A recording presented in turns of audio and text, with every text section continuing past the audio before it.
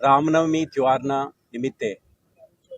શહેર પોલીસ દ્વારા કેટલાક પ્રકારના સુરક્ષા વ્યવસ્થાપને કરી દેવામાં આવેલ છે.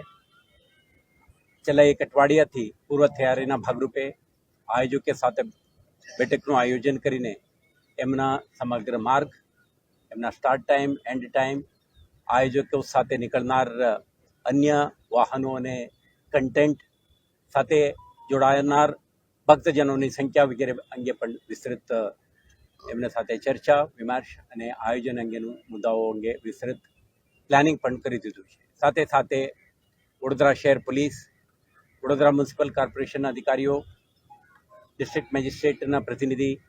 108ની પ્રિપેરેડનેસ, સાથે સાથે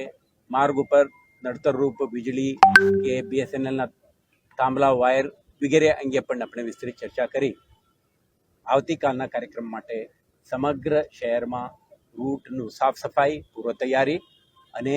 કોઈ પણ નિર્વિઘ્ન રીતે સંપન્ન થઈ શકે તે માટેના તમામ તૈયારીઓ કરવા અંગે પણ આપણે ચર્ચા કરી દીધું છે. આવતીકાલે